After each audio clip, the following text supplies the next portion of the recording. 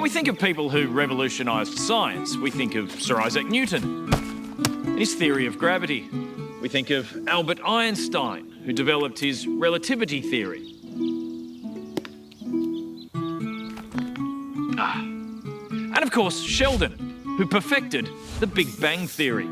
But there's another revolution in science going on right now, championed by someone you've probably never heard of.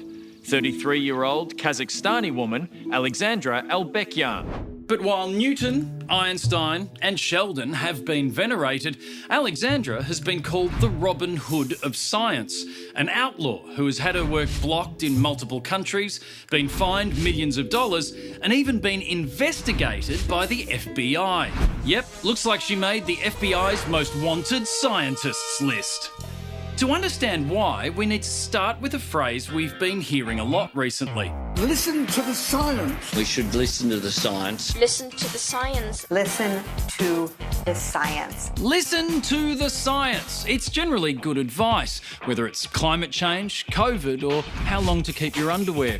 But most of us get our science like this. Great news for coffee lovers this morning, with research showing that drinking up to 25 cups of coffee a day was no worse for the artery than drinking one.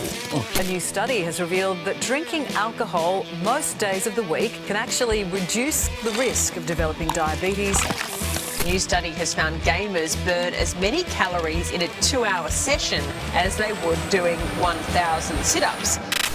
But the thing is, if you actually want to read the scientific studies behind the headlines, instead of listening to Dr. Sunrise, you usually can't. Scientists publish their studies in peer-reviewed journals. You might know the big ones like Nature, The Lancet or the New England Journal of Medicine.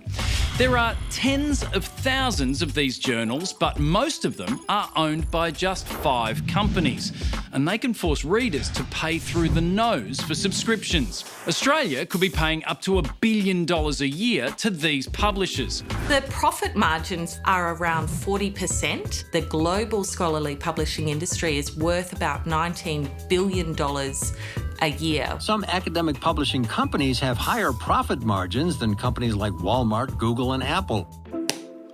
I knew these things were overpriced. But if I could play Monopoly Man for one moment, what's wrong with publishers making money by charging people to read their content, just like books do? Well, let's have a look at why they're so profitable. Book publishers pay authors to write books and pay editors to edit them. Then they sell books to everyone. Journal articles are written by scientists, usually paid by the taxpayer, peer-reviewed by other scientists, and then sold mostly to universities, who are also taxpayer subsidised. So basically, publishers are just a middleman who sells taxpayer-funded research back to taxpayers, and the one group who can't read it, taxpayers. It's brilliant! It's an outrage. Well, what do I care? I just won second place in a beauty contest. Toodaloo!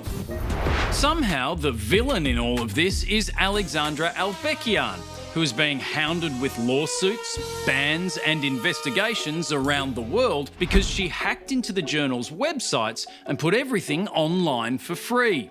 I thought then there must be some software to open such articles for free. For example, there was a Napster program to download music for free. It became clear to me how to create a website where any paid journal can be read for free. That's how Sci-Hub was born. While illegal in many countries, Sci-Hub provides over 50 million free journal articles every single month to scientists, journalists and regular people who might want to check what they hear on TV. Australia punches well above its weight when it comes to the volume of research we produce. We rank 8th in the world, but we rank 29th in the world when it comes to open access. When large portions of the population don't have access to research, the odds of us solving big problems are significantly lower. Downloading free music on our computers gave us all viruses, but downloading free science might just help us cure them. It was right.